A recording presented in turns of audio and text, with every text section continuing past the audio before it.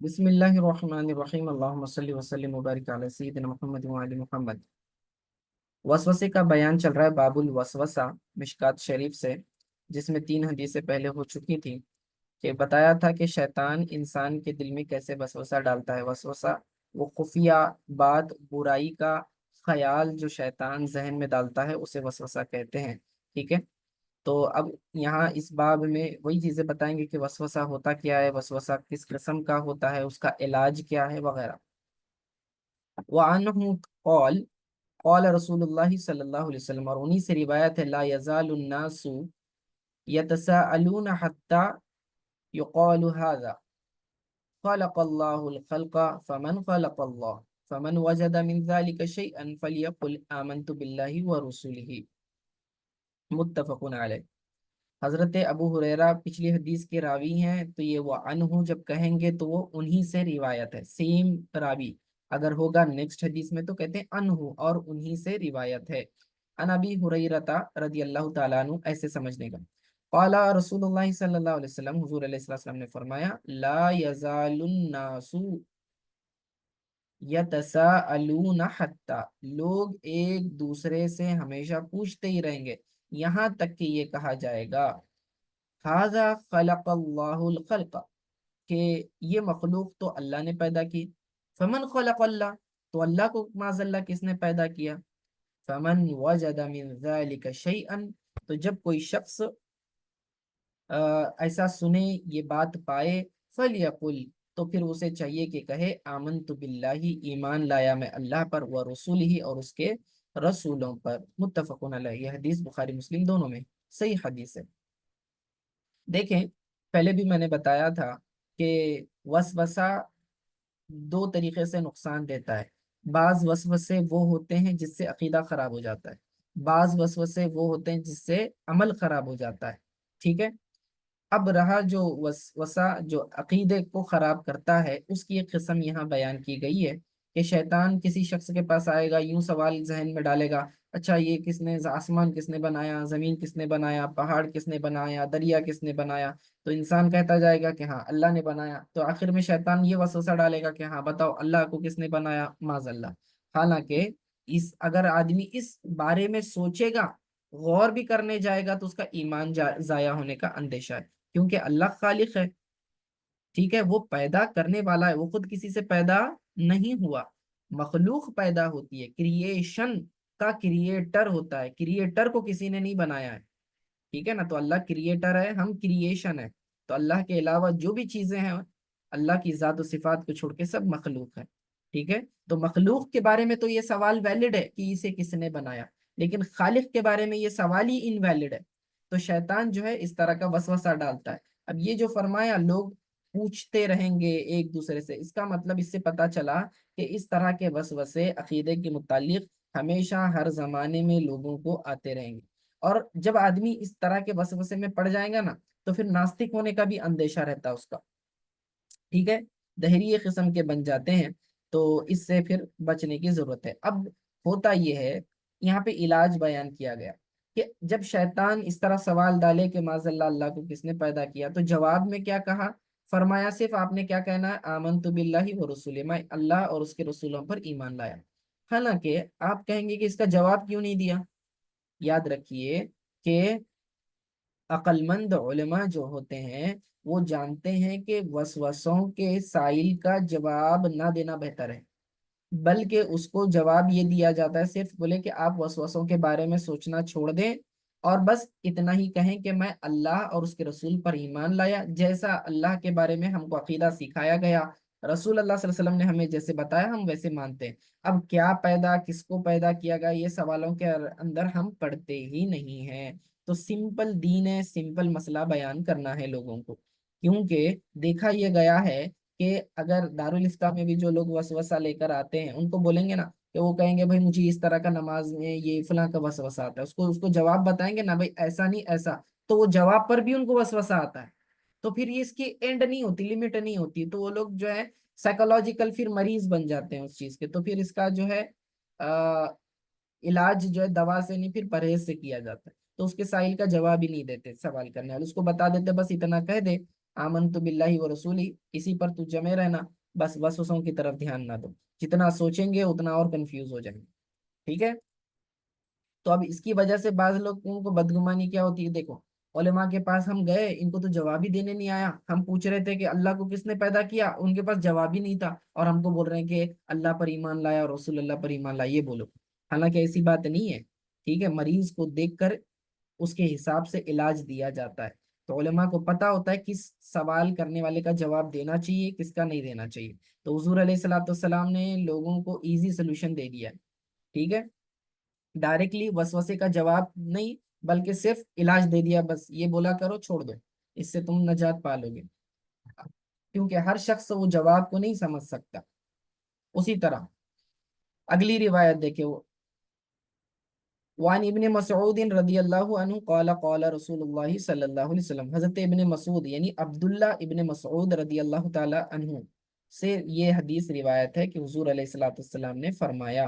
अब देखें, अब्दुल्ला इब्ने मसूद रदियल्लाहु ताला अन्हु बड़े जलील कद्र फकीह सहाबी हैं, यानी मुजतहिद सहाबा में इनका शुमार होता है, और सहाबा में मुफ्ती का दर्जा रखते थे, सहाबा में आप अंदाजा लगाएं।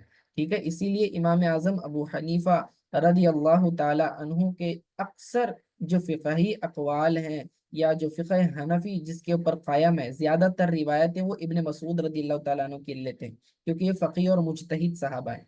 क्योंकि ये वो सहाबा हैं जो इनिशियल लेवल पर हुजूर सल्लल्लाहु अलैहि वसल्लम पर ईमान लाए, और इब्तिदा से लेकर इख्तिताम तक हुजूर की पूरी जिंदगी इन्होंने देखी हुई है। कौन से अहकाम नासिख हैं, कौन से मनसूख हैं, इस सारी उनकी नजर में रहते थे। सफर में भी ये लोग साथ में रहते थे, हजर में रहते थे साथ में, सारी नमाजें साथ साथ पढ़ते थे, असहाब सुफा में से तो वहीं बैठे रहते थे मुसलसल। ठीक है।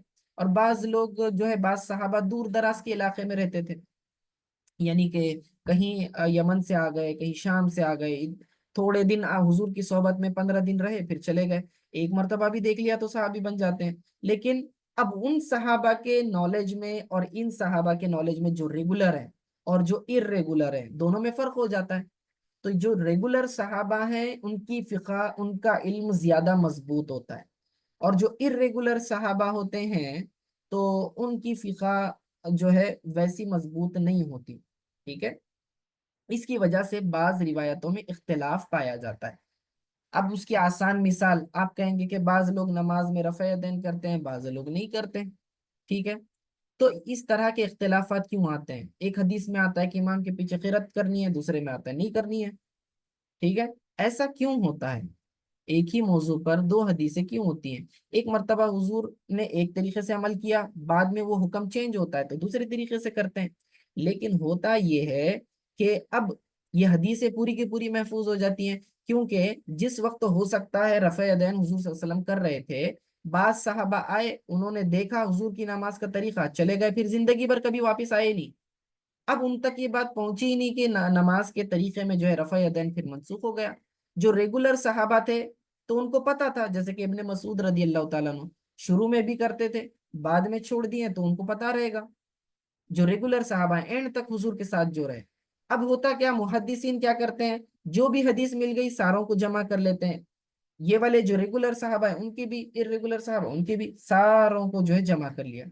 अब बाद वाला जो शख्स है, जब वो हदीस पढ़ेगा तो वो कंफ्यूज हो जाएगा, वो कहेगा अरे इसमें तो एक ही टॉपिक पे दो अलग अलग हदीस हैं। ठीक है, वो बोलेगा देखो बुखारी मुस्लिम में आ गई, रफ़ा यदैन करना है तो करना है। अब ऐसी है, ऐसा काम करते हैं लोग। लेकिन फुकहा जो होते हैं उनको मालूम होता है कि किस सहाबी की हदीस को प्रेफरेंस देना है। इसीलिए इमाम आजम अबू हनीफा रदियल्लाहु ताला अन्हु जो है मुजतहिद सहाबा और फकीह सहाबा के अकवाल को लेते थे। तो फिक़ह हनफी इसीलिए इतनी ज्यादा मजबूत है।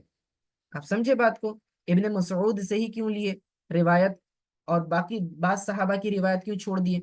अब ये छोड़ेंगे तो लोग कहते हैं देखो फिक़ह हनफी में इमाम आजम अबू हनीफा ने फलां सहाबी की हदीस पर अमल नहीं किया, भाई उसके मुकाबले में दूसरी सहाबी की हदीस पर अमल किया जो ज्यादा रेगुलर है, जो फकीह मुजतहिद हैं, जो आलिम सहाबा में शुमार किए जाते हैं। तो इस तरह होता है। तो ये बात आ गई तो मैंने बता दिया। तो इब्ने मसूद रदी अल्लाह ताला अन्हु जबरदस्त सहाबी हैं। ठीक है ना? तो अब वो क्या फरमाते हैं कि क़ाला रसूलुल्लाह सल्लल्लाहु अलैहि वसल्लम मा मिनकुम मिन अहदिन इल्ला वक़द वक़द वुक्किल बिही क़रीनुहु मिनल जिन्नि व क़रीनुहु मिनल मलाइकति क़ालू व इय्याका या रसूलल्लाह सल्लल्लाहु अलैहि वसल्लम क़ाल व इय्याया वलाकिन्नल्लाह अआननी अलैहि फअस्लम फला यअमुरुनी इल्ला बिखैर। रवाहु मुस्लिम। हदीस देखिए, फरमा रहे हैं इब्ने मसूद रदियल्लाहु ताला अन्हु कि आका अलैहिस्सलातु वस्सलाम ने फरमाया कि तुम में से, ठीक है, तुम में ऐसा कोई नहीं जिसके साथ उसका मुसाहिब यानी हमजाद फरिश्तों और जिनों में से मुकर्रर ना किया गया। हमजाद लफ्ज फारसी लफ्ज है, ठीक है। यानी हर इंसान जब भी पैदा होता है उसके साथ एक उसका साथी जिन भी होता है और एक फरिश्ता भी होता है, ठीक है। जिन जो है जो शैतान होता है, यूं समझ ले, तो वो शैतान क्या करता है, इंसान के दिल में बुराई का ख्याल वसवसा डालता है कि गुनाह के काम की तरगीब दिलाता है कि तो ये गुनाह का काम कर। अब अगर किसी के दिल में ख्याल आते गुनाह करने के, तो वो शैतान की तरफ से वसवसा डालने की वजह से होते हैं। और उसके अपोजिट कुव्वत होती है, अल्लाह ताला की तरफ से एक फरिश्ता मुकर्रर रहता है जो इंसान के दिल में अच्छाई का ख्याल डालता है, ठीक है। वो नेकी का ख्याल, नमाज पढ़ने का, सदका करने का, अच्छे काम करने का ख्याल डालता है, उसको इल्हाम कहते हैं, ठीक है। तो ये जो शैतान होता है, जो शैतान वसवसा डालता है उसको वसवास कहते हैं, और जो जिन इल्हाम को डालता है उसे मुल्हिम कहते हैं। और इन जनरल दोनों के लिए एक टर्म इस्तेमाल होता है हमजाद। तो हमजाद से मुराद वो शैतान भी होता है, वो जिन भी होता है, ठीक है, वो फरिश्ता भी होता है। क्योंकि हमजाद साथी को कहते हैं, कलीग जिसे कहते हैं आप। तो ये दो लोग हमेशा हर इंसान के साथ होते हैं। तो सहाबा को ताज्जुब हुआ कि ऐसा अगर है तो या रसूल अल्लाह सल्लल्लाहु अलैहि वसल्लम, आपके साथ भी ऐसा मामला है कि क्या आपके साथ भी जो है कोई आपका फरिश्ता और जिन आपके साथ है? तो हुजूर अलैहिस्सलाम ने फरमाया व इया, हाँ मेरे साथ भी। वलाकिन अल्लाह आननी अलैहि, लेकिन अल्लाह ताला ने मेरी उस जिन के खिलाफ मदद की है। फ़अस्लमा, तो वो इस्लाम ले आया, यानी कि वो मुसलमान हो गया, यानी मेरे साथ वाला जो शैतान था, जिन था, वो मुसलमान हो गया। फला यामुरूनी इल्ला बिखैरिन, तो अब वो मुझे खैर के अलावा दूसरा हुक्म नहीं देता। यानी अब हुजूर अलैहिस्सलाम को कोई भी शैतान जो है वसवसा नहीं डाल सकता। तो ये अंबिया की खुसूसियात में से है कि नबी अलैहिस्सलाम जो हैं वसवसे से महफूज हैं, शैतान उनको वसवसा नहीं डाल सकता, क्योंकि जो वसवसा डालने वाला शैतान था वही मुसलमान हो गया, ठीक है ना। लेकिन हमारे साथ ये मामला नहीं है, वो हुजूर अलैहिस्सलाम की खुसूसियात में से है। तो मसला इससे अकीदे का ये मालूम हुआ कि नबी जो है वसवसों से महफूज रहता है। दूसरे अल्फाज में कि नबी शैतान पर गालिब रहता है, मगलूब नहीं हो सकता नबी, ठीक है। शैतान मगलूब हो जाएगा और नबी गालिब आता है उसके ऊपर, ठीक है। अगली हदीस देखें। वान अनस रदियल्लाहु अन्हु क़ाल क़ाल रसूलुल्लाह सल्लल्लाहु अलैहि वसल्लम, हजरत अनस रदियल्लाहु ताला अन्हु से रिवायत है कि हुजूर अलैहि सल्लम ने फरमाया, इन्ना शैतान यजरी मिनल इंसानी मजरद दम, मुत्तफकुन अलैह। दमुन कहते हैं खून को, जरा यजरी का माना होता है फ्लो करना, बहना, जारी होना। बेशक शैतान जो है इंसान के अंदर दौड़ता है जैसा कि खून दौड़ता है। बेशक बेशक शैतान इंसान की रगों में जो है खून की तरह दौड़ता है। तो इससे पता चला दो माना हो गए। एक तो इमाम नबवी रहमतुल्लाहि ताला अलैह फरमाते, एक माना तो ये है इसका कि बिल्कुल जाहिरी अल्फाज जैसे हैं वैसा, कि बिल्कुल शैतान जो है खून की तरह इंसान के अंदर जिस्म में दौड़ता है, ये एक माना है, बिल्कुल जैसा है वैसा। या फिर उसका दूसरा मजाजी माना ये बयान किया गया कि शैतान के वसवसे इंसान के अंदर खून की तरह दौड़ते हैं। लेकिन इमाम नववी रहमतुल्लाहि ताला अलैह ने पहली सूरत जो जाहिर वाला मामला है उसको तरजीह दी हुई है कि शैतान ही बाज़ाब्ता जो है इंसान के जिस्म में दौड़ता रहता है, ठीक है। तो अब दौड़ते रहने का मतलब क्या है कि शैतान जो है उसके लिए इंसान के दिल को, उसके ख्याल को एक्सेस करना बहुत ही इजी होता है, क्योंकि सारी रगें जो आपके खून की जाके किधर मिलती हैं, दिल को मिलती हैं, राइट, वहां से ब्लड फ्लो होता है। تو شیطان کو جو ہے اس مرکز پر اٹیک کرنے میں بالکل آسانی ہوتی ہے، کیونکہ وہ جیسے خون دوڑتا ہے ویسے دوڑتا ہے، تو دل تک کہیں سے بھی آ کر پہنچ سکتا ہے، اس کو ایزی ایکسس ہوتا ہے دل تک جانے کے لیے، ٹھیک ہے؟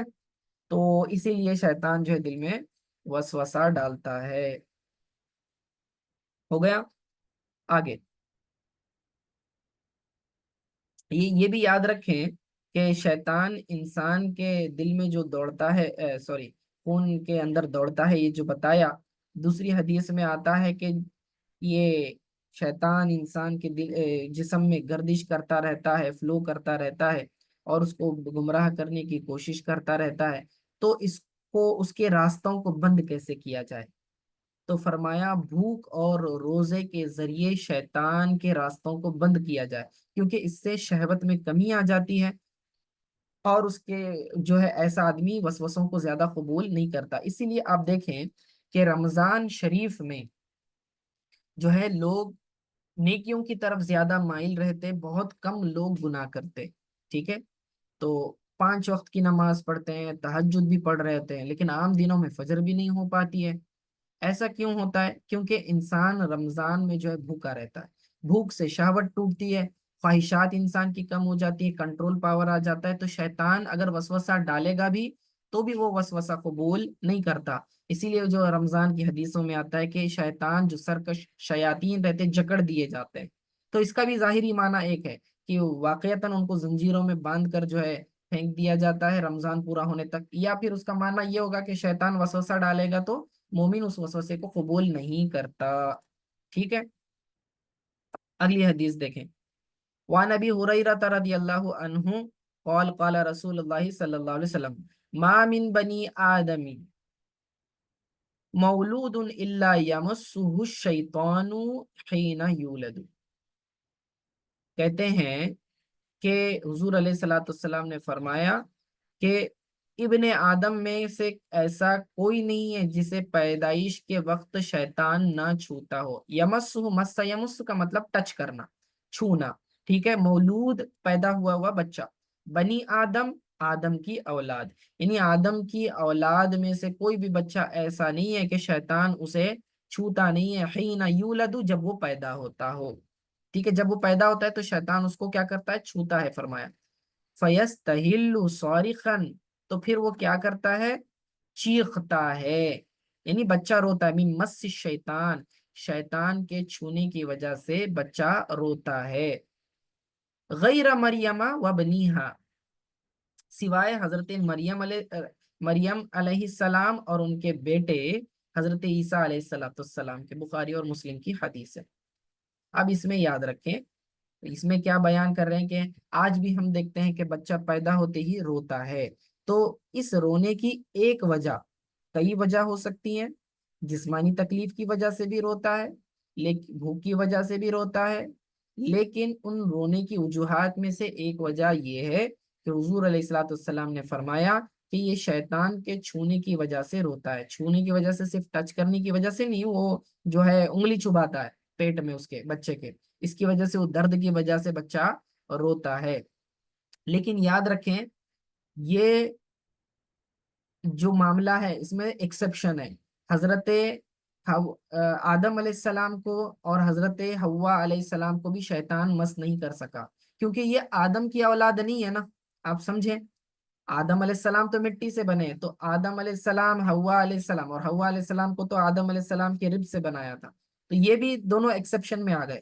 اسی طرح حضور علیہ الصلوۃ والسلام بھی ایکسیپشن میں، کہ شیطان نے ان کو تکلیف نہیں دی ہے، کیونکہ حضور صلی اللہ علیہ وسلم کی خصوصیات میں سے کہ پیارے نبی صلی اللہ علیہ وسلم روتے ہوئے پیدا نہیں ہوئے بلکہ مسکراتے ہوئے پیدا ہوئے، اس سے پتہ چلا کہ شیطان نے انہیں کوئی تکلیف گزند نہیں پہنچائی۔ ان تین بزرگوں کے علاوہ عیسیٰ علیہ السلام اور ان کی والدہ بی بی مریم علیہ السلام، ان کو بھی شیطان چھو نہیں سکا، ٹھیک ہے؟ کیونکہ بخاری شریف کی حدیث میں ہے کہ پیدائش کے وقت شیطان بچے کی کوکھ میں انگلی مارتا ہے، جس کی تکلیف سے بچہ چیختا ہے، اور یہ دو حضرات جو ہیں حضرت مریم علیہ السلام اور حضرت عیسیٰ علیہ السلام جو ہے، جب شیطان نے انہیں انگلی چبھانے کی کوشش کی تو اللہ تعالیٰ نے درمیان میں پردہ ڈال دیا، تو اس کی انگلی جو ہے حجاب میں لگی، جو رکاوٹ بنی ان ٹچ ہونے تک. اور اس حدیث کی تائید جو ہے قرآن کی آیت سے ہوتی ہے. ہم نے جو سورہ اعراف میں یا غالباً سورہ آل عمران میں پڑھا تھا کہ جس کے اندر بی بی مریم کی والدہ یہ کہتی ہیں کہ انی اعیذھا بک وذریتھا من الشیطان الرجیم، کہ اے اللہ میں میری بیٹی یعنی بی بی مریم کو اور اس کی ذریت کو یعنی آئندہ جو اولاد ہونے والی ہیں اس کو، دونوں کو میں شیطان مردود سے جو ہے بچانے کے لیے تیری پناہ میں دیتی ہوں فرمایا تھا. تو اللہ نے ان کی دعا قبول فرمائی اور شیطان نے انہیں تکلیف نہیں پہنچائی. اللہ تعالیٰ نے ان کو پروٹیکٹ کر لیا تھا. ٹھیک ہے. وہی چیز جو ہے اگلی حدیث میں بھی بیان کی گئی ہے جو کہ جابر نہیں، ہاں انہی سے روایت ہے. کون تھے پچھلے راوی؟ ابو ہریرہ ہیں. تو فرمایا کہ وعنہ قال قال رسول اللہ صلی اللہ علیہ وسلم سیاح المولودی حین یقع نزغۃ من الشیطان، کہ آقا علیہ الصلوۃ والسلام نے فرمایا ولادت کے وقت بچے کا چیخنا شیطان کے ٹھونگا مارنے کی وجہ سے ہوتا ہے. بخاری مسلم کی حدیث ہے. تو یہ چھونے کی وجہ سے شیطان کے بچہ روتا ہے. ٹھیک ہے. انگلی کہاں چبھواتا ہے؟ کوکھ میں، اس کے پیٹ میں چھپ ہوتا ہے. ٹھیک ہے پیٹ جس میں، ہاں اچھا ٹھیک ہے ہاں. ہوتا ہے. ٹھیک ہے. تو چلیے آج کے لیے اتنا کافی ہے. آگے کی حدیثیں پھر ہم اگلے درس میں کنٹینیو کریں گے. صلی اللہ تعالی علی خیر خلق محمد وعلی اصحابہ اجمعین برحمتک یا ارحم الراحمین.